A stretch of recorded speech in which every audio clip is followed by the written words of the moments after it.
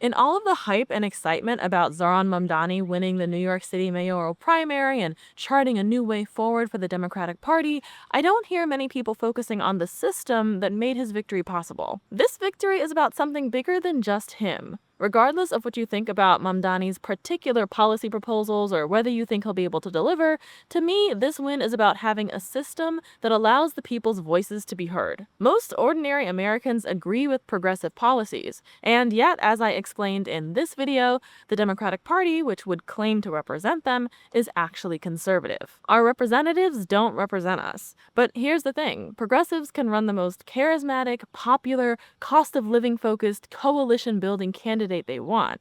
If the political system is designed to divide and conquer the people, then you won't have what you need in order to win. You won't have a congruent democracy. And the system that allowed Mamdani to win is the key that unlocked the possibility for his entire campaign. And it's not the system that's used in most elections across the country, and certainly not on a national level. Progressives can't replicate this across the country simply by running better candidates. They would also need to implement the better system. The system I'm talking about is ranked choice voting, and there are 3 reasons why Mamdani's campaign likely would not have succeeded without it. And the third reason is the same reason why, on a national level, we're going to need a viable third party. Hey, I'm Ahsante, and here's what I've been thinking. If you're new here, welcome. On this channel, we're imagining a better political future by looking at how democracy and power really work and what we the people need for society to thrive. So briefly, ranked choice voting is a system where on election day, instead of getting to choose only one candidate, you rank all the candidates that you like in order of preference. If your number 1 choice comes in last place, then your vote rolls over to count towards your number 2 choice. The last place candidate continues to be eliminated with their votes rolling over until one of the candidates gets over 50% of the vote. I'll link to a more in-depth explainer in the description if you need one. Ranked choice voting is a huge improvement over our usual system because in ranked choice, the winner has to get a majority of votes, over 50%, in order to win. In a single choice system, you could have a conservative get only 35% of the vote and win because they ran against 3 progressive candidates who each only got about 20% of the vote. But that isn't fair because 65% of people voted progressive. Obviously, they would have preferred any of the progressive candidates over the conservative one who doesn't represent their values at all. Single-choice voting is part of how oligarchs and far-right extremists have been able to rule from the minority. Ranked choice voting changes the game when it comes to elections, and it does so in 3 key ways, all of which helped Mamdani to win this election decisively. First, ranked choice voting allows people to vote for the candidate they actually want without worrying about being a spoiler or wasting their vote. With single-choice elections, you don't want to vote for an unrealistic candidate who has no chance of winning because that could help your opponent to win. So you start to run a strategy of trying to guess what everyone else is thinking. And that guess is often wrong because, again, the average of the population is much more progressive than the political ruling class, who obviously benefit from conserving the status quo. And it's the ruling class and oligarchs who influence political pundits and own the major media outlets. So when we're being inundated with right-wing talking points and constantly being told about how the median voter is so moderate, it's easy to think that we'll be the ones who are out of step. Mamdani was not who most people thought would win this election. He had no name recognition when he started, he didn't have big institutional support, and for most of the campaign, all the polls were pointing towards a Cuomo victory. By the end, it seemed like maybe Mamdani could squeak it out in the last round, but it was a long shot. If you, as a progressive voter, only had one choice, it'd be easy to say to yourself, well, I really like Mamdani, but there's no way most people are going to vote for a 33-year-old Muslim guy who calls himself a socialist. So I'm going to vote for someone who could actually win. With ranked choice, you could rank the top 5 progressives. That way, even if you don't get your favorite, your vote will roll over so you can rest assured that your vote will go towards some progressive candidate rather than helping Andrew Cuomo. It allowed people to vote their conscience and choose Mamdani and then have a more reasonable backup candidate in case he didn't make it. And wouldn't you know it, people actually wanted Mamdani the most. His victory was clear after the first round. No one saw it coming, and that's the point.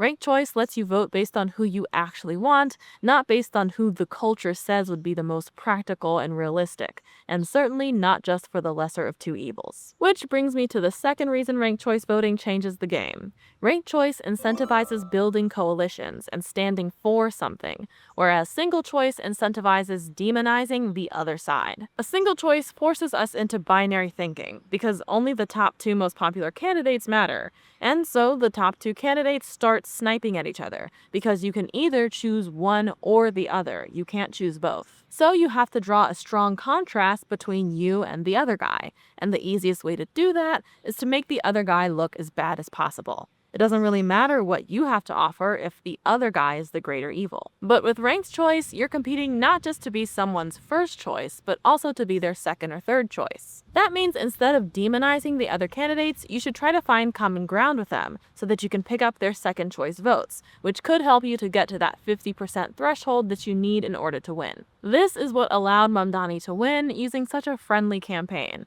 That's why his cross-endorsement with Brad Lander wasn't just a nice thing to do. It made political sense for both candidates. And camaraderie is attractive. No one actually likes nasty attack ads. The person being smeared looks bad, and the person doing the smearing also looks bad. This is how you get people hating both parties and not wanting to vote for either one. And let's not forget that Cuomo still got a lot of first choice votes, 36.4%. If all the progressive candidates were sniping at each other, competing to be the one progressive choice, then Cuomo totally could have won by splitting the progressive vote. He could have run ads promoting a less popular progressive to pull votes away from Mamdani, which is a strategy conservatives have used in the past. Instead, with ranked choice, any attempt to split progressives against each other would fail because the progressive candidates can just cross-endorse each other. They can say, hey, if you like me, you should also like him. It's not me versus him. You should vote for both of us. In contrast to the typical negative campaign ads like the ones Cuomo ran, seeing the camaraderie and connection between Mamdani and Lander made people feel good about both candidates. That moment they had on Colbert where they tag teamed the answers to questions about Israel was just mwah! We love to see it. Delicious. Absolutely. I ain't mad at Colbert at all because that interview was a gift to their campaign. I'll link to the clip if you haven't seen it. What's more, finding common ground requires you to talk about the actual issues, not just be a personality. So on Colbert, we got a clear response that talked about how you can support the Jewish people without supporting Netanyahu. How wanting equal rights for all people means supporting both Jewish safety and Palestinian human rights. You had the highest-ranking Jewish official in the city sitting next to cross-endorsing someone who would be the first Muslim mayor in the city. I mean, a true interfaith bromance. Solidarity if I've ever seen it. That kind of dynamic gives people hope for politics in general. And as I broke down in this video, hope is vitally necessary to motivate constructive political movements, to motivate people to come out and vote for something they want, rather than just against something they hate. It's more energizing to move out of love rather than out of fear. And we saw a significant increase in voter turnout for this primary, particularly among young people. Single-choice voting allows you to win by demoralizing the opposition so people stay home. Ranked choice voting encourages you to bring more people into your coalition. Divide and conquer doesn't work as well when you actually have to win over the majority. And that relates to the third way the system supported Mamdani's win, and that's by neutralizing partisanship. It's not just that ranked choice encourages more coalition building, it's that this was a democratic primary. There was no partisan red versus blue, us versus them dynamic because there was no them. It was just the us, the one party that everyone belonged to. Now, obviously having everyone belong to a single party isn't going to translate to every election. But we do need to reduce the us versus them partisanship in order to have actual discussions. So if we can't remove the us versus them dynamic by having everyone clearly defined as us, then we can remove it by making it harder to define them. We can't have everyone on the same side, but we can have everyone on different sides. You might see where I'm going with this. This is why, as I mentioned at the beginning, we're going to eventually need a viable third party. We really need multiple political parties. And ranked choice voting is the first step to making alternative parties possible. For the reasons I've already mentioned, ranked choice gives lesser-known candidates an actual chance to win. If we stick to our current two major political parties, well, most people have already made up their mind about red versus blue. Not only do some people have their party brand baked into their identity, but the binary nature of the system means that the parties benefit from differentiating themselves from the other side. So the identities have grown further and further apart. It's not enough for Republicans to be against Democrats. Republicans have to be against the, quote, tax hiking, government expanding, latte drinking, sushi eating, Volvo driving, New York Times reading, body piercing, Hollywood loving, left wing freak show. Because the New York Times is so left wing. It's silly. It's just silly. And also, sushi is objectively delicious. That's not up for debate. With new parties within a ranked choice system, a party could mix and match identity markers and policy issues to come up with new coalitions. You could have a party represented by a white guy from a rural area who wants to make America healthy and self-sufficient through supporting organic farming, green manufacturing, clear water and air standards, and universal health care. Or a party represented by a black woman who's a devout Christian and believes that all children brought into this world should be wanted and cared for, which means supporting universal childcare, free school breakfast, paid parental leave, and reproductive freedom. If we can introduce more parties, then all of a sudden the choice is less of an obvious reflex. Are you really against the Christian mom who's supporting our kids? Are you really against the farmer who wants modern manufacturing? We open up space to have a real discussion on the substance of what will actually make voters' lives better and what the candidates are actually offering. For as long as we only have two major political parties competing for one spot on the ballot, we're going to have a binary us versus them choice. And the parties will continue to play the other side is evil so I should win by default game because it's always easier to criticize the other than to build something compelling yourself. But no one talks about the lesser of three evils. Once you have 3 or 4 options, you have to make a real choice. The answer isn't to stay home if we do wind up with the lesser of two evils choice. If you get to election day and that's all you have, then the only logical decision is to not let the most evil player win. The answer is to do the work before election day to change the system so that you're not faced with a lesser of two evils choice. In order to do that, we need to both make sure that ranked choice voting is used in our elections going forward, and we need to build a third party that people are actually excited to get behind. There should eventually also be a party for honest conservatives who are not fascist, but given that many Trump voters simply hated the status quo, and given that progressives are by definition the ones who want constructive change, a progressive party makes the most sense right now. I'll have another video about the possibility for third parties coming out in a few weeks, so be sure to subscribe to my email and newsletter if you want to hear more about that. I'll also link it here when it's up. Now, of course, it wasn't just the system that was responsible for Mamdani's win. He ran a really engaged grassroots campaign, he's a great communicator, he had clear policies, he stood by his core values, he had a great social media video strategy, and as a social media video strategist myself, I'm obviously all here for that. What I'm saying is those things are necessary but not sufficient. You can't just run a good candidate, you have to also put a good system in place first. This wasn't the first New York mayoral primary to use ranked choice voting. They started it in 2021, which let folks work out the kinks and get people adjusted to a new way of voting before Mamdani came on the scene. A democratic system is a prerequisite for a small d democratic of the people victory, and I just don't want us to lose sight of that.